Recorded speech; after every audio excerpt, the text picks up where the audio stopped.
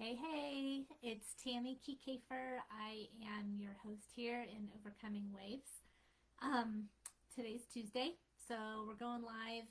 Um, didn't send out a reminder, so if you're around and you've got your notifications set for the group, you're getting a reminder that I'm here. If not, I hope that you guys can catch the replay. So today, I wanted to talk about something called false equivalency. Um, I don't know, it's just kind of a fancy word of saying that you could find yourself treating two situations equally, even though they are so completely opposite or unrelated. And false equivalency leads to anxiety because you don't have a clear, conscious, realistic view of what's actually going on. As we've talked about, your perception is your reality, and what you believe is what you think. What you think is how you behave. How you behave is how you internalize everything that's going on around you. So when I'm talking about false equivalency, I'm talking about I'm going to give you some examples. I'm going to tell you who is likely or what could be going on in someone's life that they're likely to use false equivalency as a defense mechanism, as we'll talk about, and then a couple ways to handle it. So if you're here live, say hi. If you're catching this on the replay, let me know by hashtag replay. Hopefully I'm coming through clear and you can hear me. So, all right, if you have ever heard of false equivalency, give me a hands up. And then as we're going through it, you'll probably recognize some of these examples. If you've ever caught yourself doing it, I absolutely have. I think that it's really easy to do. It's okay because that's why we're here. And once you can recognize that you're doing it, and even put a label to it. I mean, people are like, don't label me, don't label this, don't label that. I particularly love labels. Maybe it's because I do clinical psychotherapy. It helps me understand what my plan is, what my treatment plan is, what my goals for myself, what I help my clients set my goals with. So whatever, it's a label. You got to classify it as something. Otherwise, how do you know what to do with it? So if you're a false equivalator, then there you are. I've done it too. All right, let's get going. So basically, false equivalency is when you're comparing a minor inconvenience to a major crisis. So maybe you've got a small inconvenience and you're comparing it to something that's very major, but you're treating them as actually the same. And then your reaction to it could be either minimizing something or you're over exaggerating your response, just because your perception's off. So an example of like a minor inconvenience to a catastrophic event could be like you're coming home from work and you're in traffic, and traffic happens daily. Everyone's in traffic, depending on when you're driving and your location. But if you're not in traffic, you're outside of the norm because everyone has to deal with it. However, a medical crisis, you don't deal with a medical crisis every single day. So somebody that is comparing a small minor inconvenience to a massive event, that could be an example. So when there's traffic, all of a sudden the person completely loses it, and it's almost like it's the end of the world. A lot of times you'll see this in the road rage. You'll see this people weaving in and out.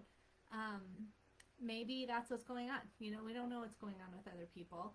And it could be where they are having severe anxiety, and because they're feeling stuck, or they're feeling claustrophobic, or they're feeling whatever.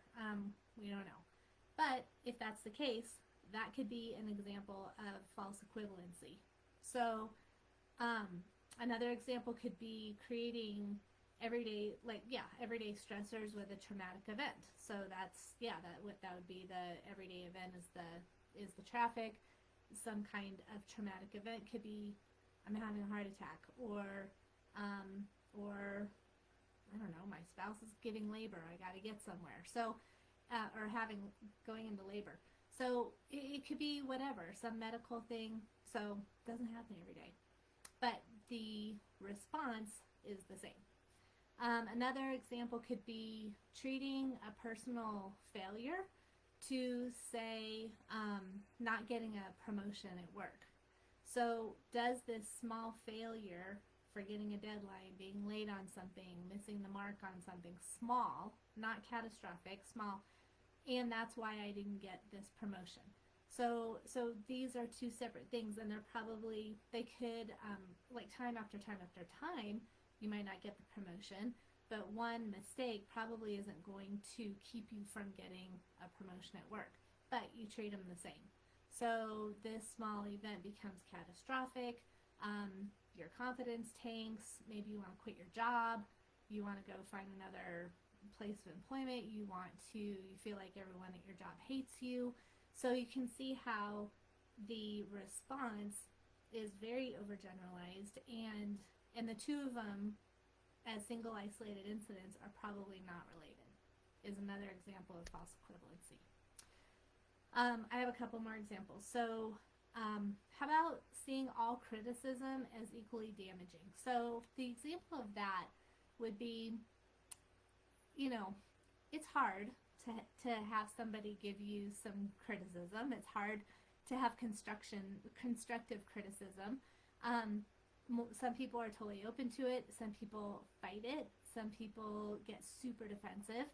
A constructive criticism, if you equal it to a personal attack, how do you think you're going to respond? Oh, hey, Anne-Marie. Oh, good. Okay. Well, good. I hope that this kind of makes sense. So yeah, I think that sometimes when people come along and they're giving you some constructive feedback, they're like, hey, I really didn't like the way that you did this, or next time, if you tweak this, and this, I think that this, presentation or whatever will go over a lot better. With somebody who is very, very guarded, we'll talk about like who's more likely to have some false equivalency, but could treat that as a personal attack. You hate me. You think that I can't produce quality work. You don't even want to work with me anymore. So if they're having a hard time taking some or receiving some personal constructive criticism, and the response is super defensive, claws out, those two, there's a disconnect. So that could be another example of false equivalency. How about, let's see. I wrote a few of these down, but I don't want to go through all of them. Okay. Opinions, viewing different opinions as equally valid. So that could be, there's a lot of these next two going on that I think that we should talk about. But when you hear facts, you have to ask yourself, where are you getting your facts? Do you get your facts from news sources? Do you get it from medical journal? Do you get it from TikTok? Do you get it from social media? Do you get it from your neighbor? Your neighbor might be a great source for information if that is your neighbor's specialty. Definitely could make sense. So my friends tease me, my family teases me because I like TikTok. And if I want to know something that's going on, I might go to TikTok to figure out some news. But before you get judgy, hold on. I think that there is, okay, so here's an example. So my mom and I were flying into New York to go see my son. And we got a notification on our phones or on our computers, whatever, laptops, because you could get online. And it said like there's some kind of event going on at LaGuardia, and there's a flash flood, and the airport is flooded. Well, that's where we were flying into, and so we're in the air and we're flying in, and it was like, all right, I need to know what it looks like. So I'm going on the news, I'm going on weather channels. I can't find anything. Where do I go? I go to TikTok. You know why? Because there's people at LaGuardia with their cameras who are filming LaGuardia Airport, and I could see where the stairs were flooded. I could see where subways were flooded. So this was, I don't know, last summer or something, whenever they had all that rain. But that to me was a credible source for that particular event, for that particular moment. It was time stamped, it was date stamped, and it correlated with the flash flood alert that I got on my phone. Now, there's a lot that went on with that. I'm not going to go to TikTok to find out something that doesn't have a timestamp or a date stamp, or it isn't correlating with a news headline or whatever, because I think that obviously there's a lot on social media that is placed there to sway your opinion, based on everything, but algorithms, all kinds of stuff. So I think that in that one particular situation with TikTok and flash flood, that wasn't a false equivalency, because I checked out my sources. I checked out what it made sense, and everything lined up.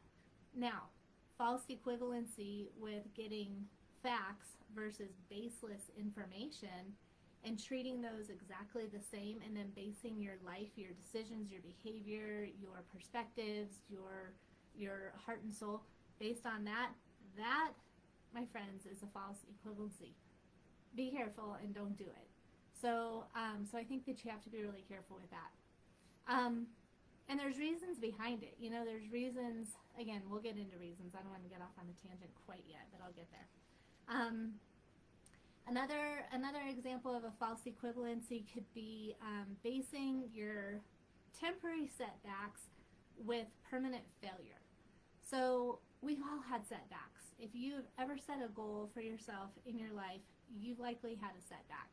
And if you base, like, say you're really, really working hard on creating healthy routines for yourself. So you get out there and you're trying to create these healthy routines for yourself, and you have a day where you fail. You don't feel like getting any exercise. Maybe there's something that, I don't know, it's Easter time. I don't know if you guys like jelly beans. I love jelly beans. They are so hard for me not to just inhale an entire bag of jelly beans.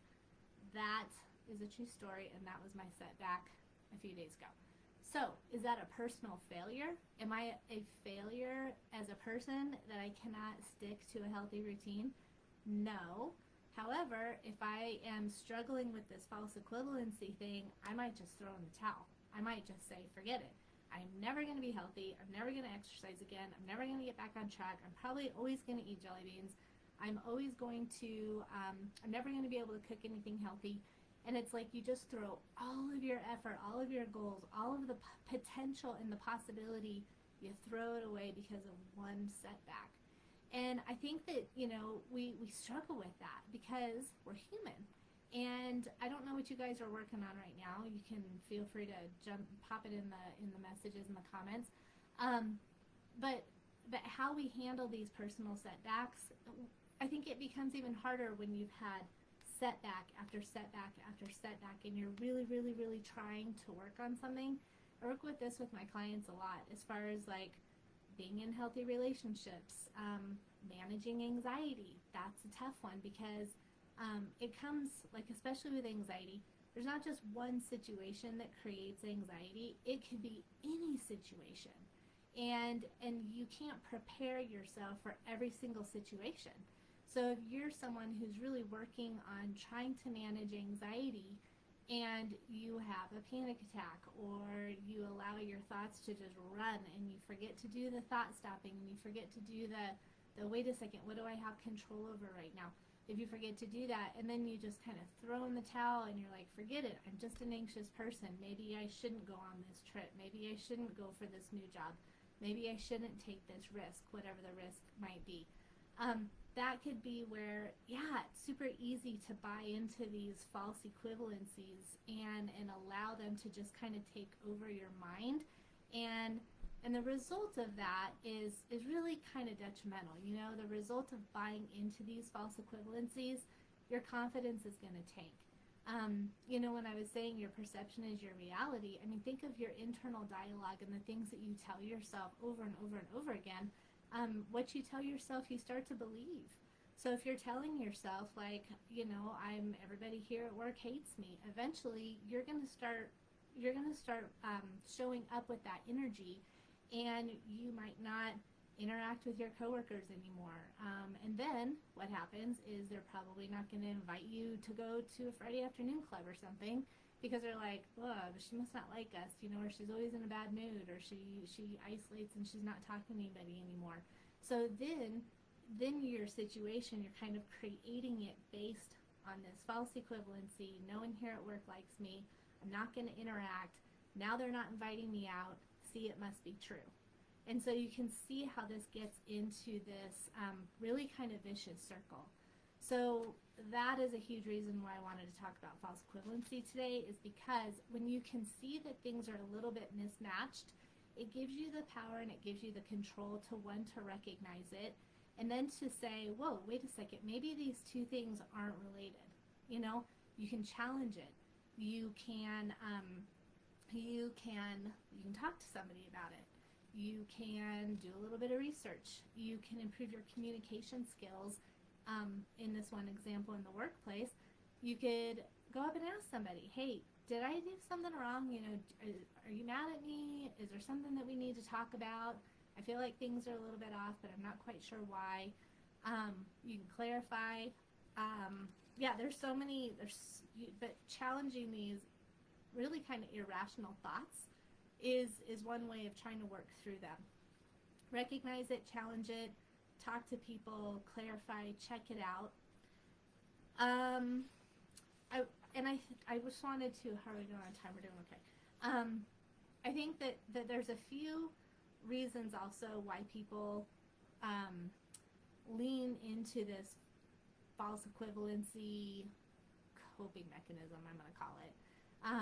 One, I think that maybe there's a lot of avoidance going on in your life. If you don't get a promotion, it's kind of a kick to the teeth. It's something that you really worked on, something that you're striving for, and you didn't get it. So instead of recognizing, challenging, okay, what are some reasons I didn't get it? What can I do? How do I get back on the horse? What do I need to learn more? What skills do I need to become more proficient in? Instead, there could be an avoidance of ownership, and there's more of a blame.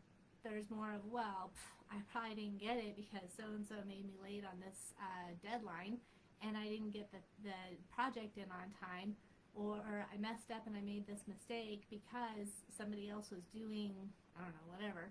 So there could be a little bit of blaming going on. There could also be, it's because I missed this deadline and that's why I didn't get this promotion. Even though the two aren't related, you're really searching for a reason why you didn't get the promotion. And instead of really challenging it and picking it apart, sometimes you can lean into a reason that might not have any correlation. And there could be some avoidance there. There could be just trying to justify. Okay, here's an example. Maybe if you find yourself overreacting to something, at that point where you throw in the towel and you just give in, there's a little bit of embarrassment. There's plenty of times when I have not reacted the way that I've been the most proud of, and it's a little embarrassing. I've had to go back and apologize. I've had to go back and say, I don't know where that came from, bad day, bad whatever, tired, sick, hungry, who knows, stressed. But we don't always respond in a situation that we're proud of. So if people get stuck in this false equivalency, they're looking for a reason. Instead of just saying, it wasn't my proudest moment, it's got to be a reason. And they're trying to justify their behavior. So super, super common. Again, we've all done it, but awareness is the key to change something. I think that something that goes along those lines is we all have insecurities, and being vulnerable can be tough for a lot of people. And it's, depending on what you've been through. If you've been through a lot of trauma, if you've been through issues where your trust got violated, if you, I don't know, just personality types, whatever, it doesn't matter. But if you find yourself that you're more of a guarded, defensive, not super easy to trust other people, then you might have a tough time with vulnerability, putting that defense down. And when when this false equivalency happens, sometimes it's because you're trying to protect that vulnerability.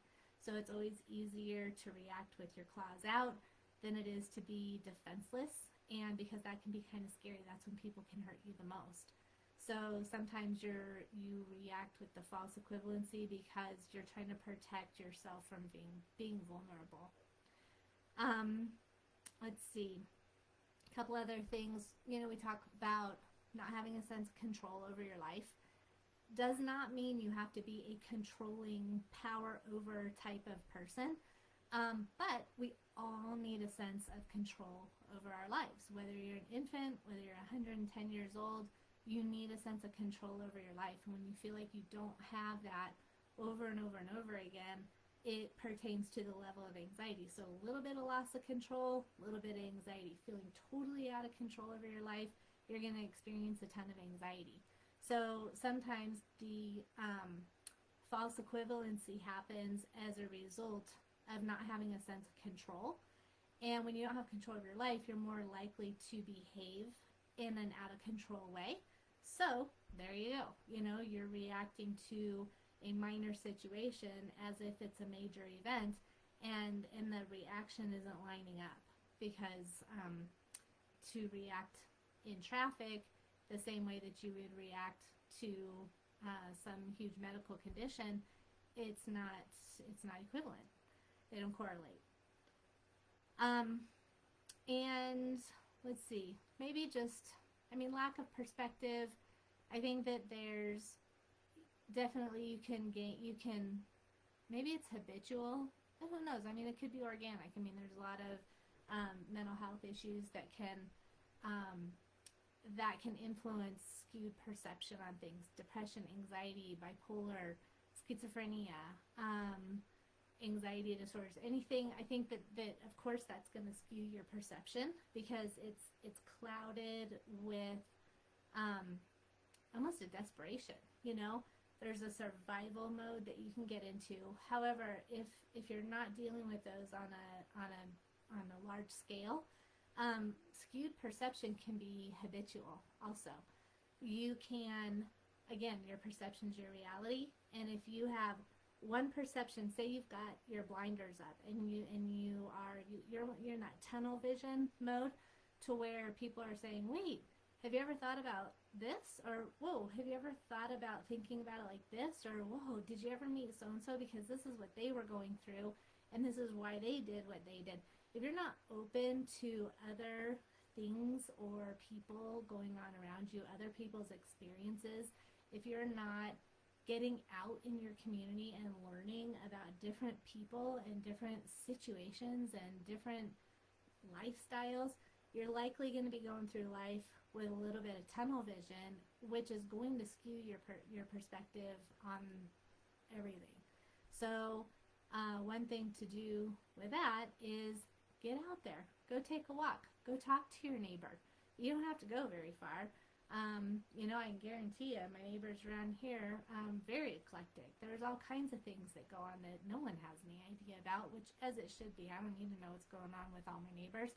However, if I'm going to make a judgment about what someone's doing in their yard or what someone's doing wherever, it's my responsibility to find out, hey, what's going on? Do you guys need some help?